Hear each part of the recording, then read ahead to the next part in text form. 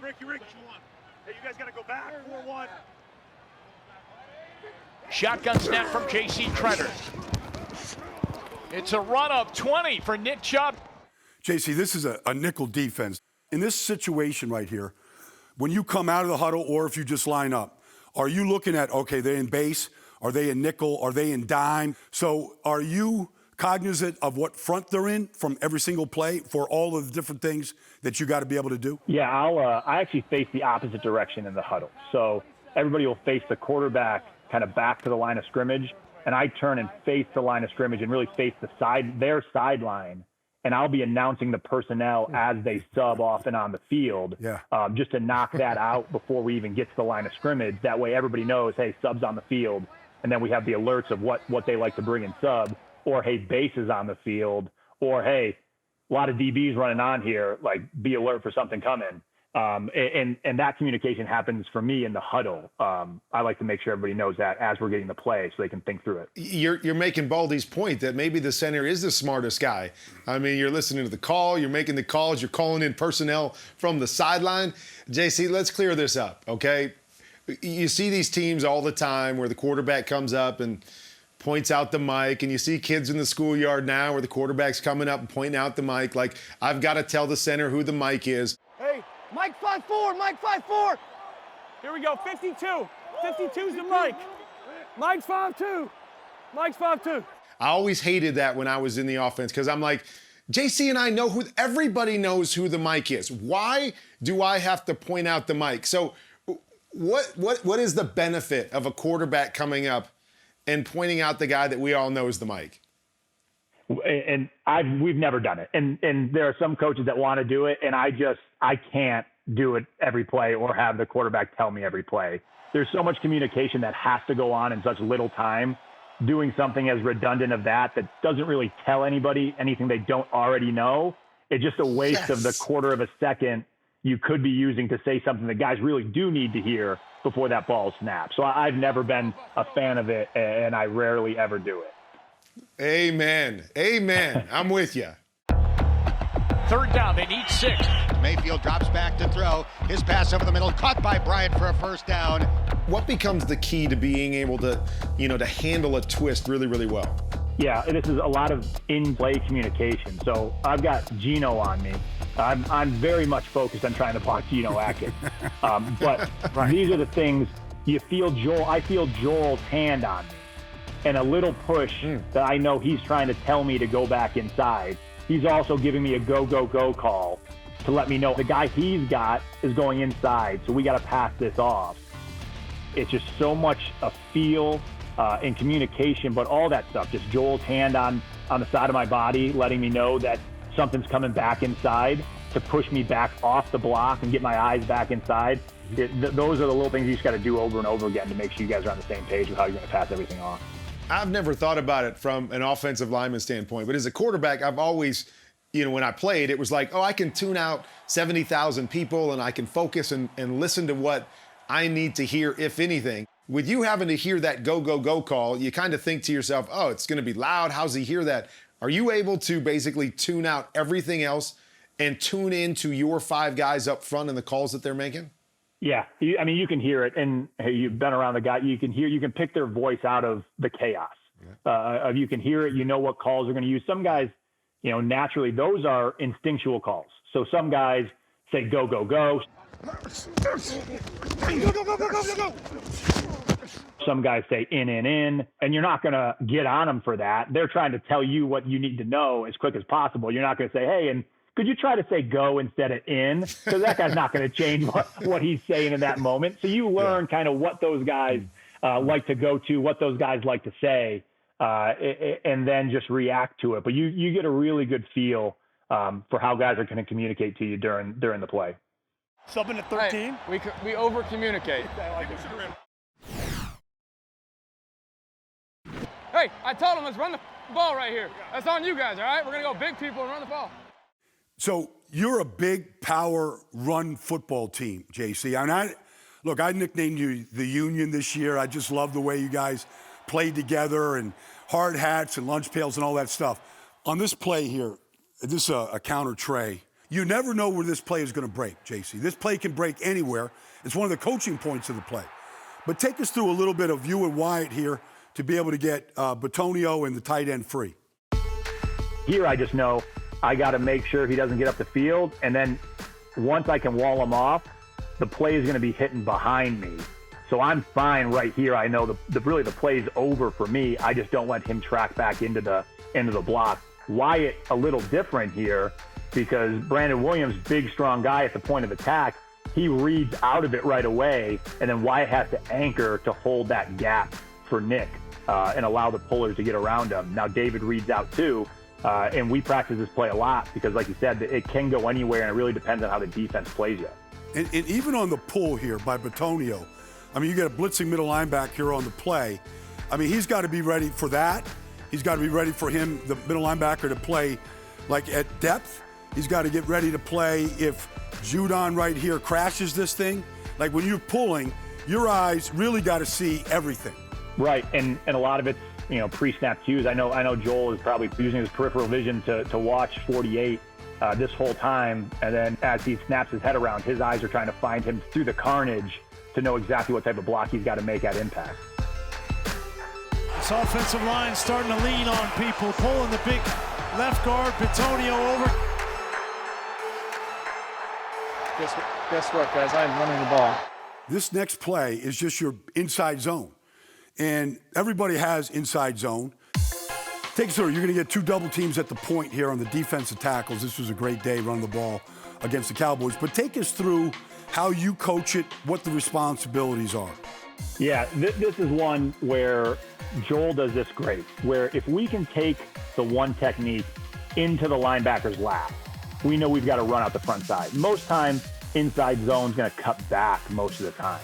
But when you can take the D lineman and put him into the lap of the linebacker, now you know that guy can stay front side most of the time. Mm-hmm. And that's exactly what happens here. And Joel does a great job of initially getting into the D tackle and taking the pressure off of them, and then allowing me to kind of force overlap and get that secondary push up the field, and then Joel can play off to get to his linebacker. But this is one of the things Joel does really well in the run game, of kind of taking that initial steam off the D tackle, allowing me to get in position, and then we both re-accelerate our feet to push him into the linebacker.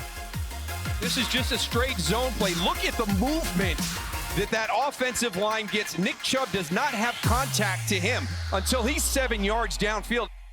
JC, we have this play up here. You're in the record books for the history of the Cleveland Browns here on this run by Nick Chubb. Takes the snap, gives it. Chubb runs. He's to the 10, 15. There goes Chubb. He's to the 30, 20. Touchdown, 92 yards.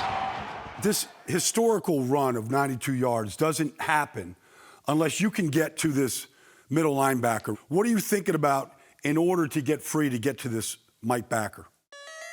Yeah, I believe this play, we had called duo out of the same formation earlier in the game, and they gave us this exact kind of movement look. And we knew, okay, if we get back in this formation, this might be their game plan against it. So let's run outside zone and let's kind of beat the slant.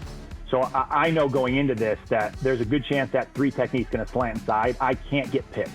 So I've got to get up the field and not get my feet caught by the three technique coming inside, and then readjust and try to get my head back outside to push him past the run hole. And then you just get just enough and let Nick do what he does and take it to the house. Teach those watching what everybody was supposed to do. What were the biggest challenges of this play? What's this play called as we look back at this play in history? Yeah, this is just our base outside zone to the weak side. I mean, it is our day one first play you put in the playbook. And because we had the first play that came out with duo, we knew they were going to slant. I alert everybody that we're going full zone. We've got to go full zone to the right, and we got to take who comes to us. Now, guys, in their head, they're expecting the movement. And when you expect movement, you can play a little softer because they're going to make their step. You know where the ball's going. They're going to have to readjust. So it's okay if you're not firing out at them. They're got to play back across your face. So Kevin does a great job here of giving ground, and then the guy's taking a step, and now that guy's done. That guy can't get back outside of Kevin.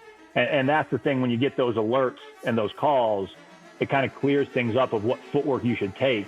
And that, again, is why communication is so important. Nick Chubb, the benefactor of a really good block on Duke Riley, and nobody else home. And how about the speed of Nick Chubb to step on the accelerator and shove it in the end zone? That's the longest run in franchise history? Wow. Hey, I was a part of that. Yeah, I was. Listen, Sonny, your grandpappy. Back in 2018, Grandpappy handed off an outside zone to the right, and it went for 92 yards. Without me, that play doesn't go. JC, we're just getting to a little bit of the passing game here. I mean, so much of what you do. Finally, Baldy. Come on, man. Well, I mean, what are we here we waiting go, on? Kurt. JC, we're going to get to just a couple protections here. When we play Tennessee, they're going to throw a lot of junk at you, especially on third downs. So, without giving away any trade secrets, can you just take us through this call, what it might be called, the protection? You know they're trying to cause some confusion. Again, these are these, like you said, junk looks on third down or in pass situations where you've got 24 up there. Are you going to treat 24 as a down lineman? He's sitting where the D end usually sits. Do you want to turn it back in? This is one where we just go up there, and usually I try to make it as simple as possible for the rest of the guys, where I'll declare it the way that it looks. As you go through the week, you know the guys who they want to rush the quarterback. You know what guys are trying to get free, and you want to pick those guys up. But that stuff you see week after week where you watch film and you know, like, all right, this is the guy that's going to blitz. This is the guy that they're trying to work backside a lot of the time. And the guys are cued into that. And again, these are the looks we spend most of our time on. When we do blitz, period, during the week of practice, when we do our walkthroughs, we're really dialing in these, because if you can communicate and you can all see it the same way, most of the time you're going to pick it up. And really, these looks aren't built around them beating you one-on-one. They're built around confusion. And if you avoid being confused, you're going to pick it up most of the time. So that's why these are so important to rep day in and day out, because you stop them just by understanding what they're trying to do to you, and not getting confused of where's the point, where are we going, who do we got, who do we not have, and that's always been our focus. So who's considered down and who's considered can you walk us through that on this particular look? So this is one where my guess is I declared 24 down and just put this into a 4-man front. So Jed feels 24 drop right away, and now we instantly have another added pass blocker who's free to come in and clean the pocket. The inside 3 have 98, 54, and 58. Again, Jack's one-on-one out there, and the same thing, that guy drops out, and now Jack got an extra blocker. Now we don't even need Kareem. Kareem can get out in the pass block, but Kareem's got 50 by rule. But because he sees that Jack's free right away, he knows we bought an extra blocker, and now he's out. They're not bringing enough that we need to keep our back in. And that's one of the things that these junk looks are trying to do, are trying to keep the back in, where it causes so much confusion of, well, my guy came, so I've got to stay in and block. When, again, they're only bringing 4 guys here. We got 5 linemen. We're fine. We can pick this up by ourselves. And that's what the communication is of Jed knowing, if your guy drops, don't spend time out there wasting away. Get back in and help the core. That way we don't need the back to stay in. Same thing with Jack. He reads 53 dropping right away, and he's instantly coming back inside, and we take care of the actual 4 that are actually coming, and Kareem can get out and be an option for Baker. Mayfield in a beautiful rhythm right now. Yeah, he had a lot of time in the pocket to unload it. JC, this play here, Baker comes on the field Thursday night. You're struggling against the Jets. The dog pound and everybody inside the stadium goes nuts. And the crowd reacts to the emergence of Baker Mayfield off the bench. This is going to be a fun drive right here, a fun second half. Heisman Trophy winner, former walk-on, finds Landry. Those Brown fans, I haven't heard them that excited. And I don't know how long. Like, you're just snapping the ball. Like, I'm sure you would probably just say, look, Tyrod or Baker, it's my job. But on this particular play here, JC, like, you've got this defensive tackle crossing your face right here. You're sliding. Like, it's unusual, really, to slide towards the back. So was this just a call that was made by you or Baker for this particular look here? With that safety down, not sure if that safety is going to take the back. You got to get, there's 2 to the back. which is always a blitz indicator. So I think that's probably what brought us over there. And then when you know a linebacker could come, you have to be ready for the defensive lineman to cross your face as a center to fill in one of the gaps. So you kind of have to just settle back and be ready for him to come all the way back across to the opposite A gap. J.C. Tretter, the center, he made a big block. JC, good pass, bro. Hey, great protection. Great protection.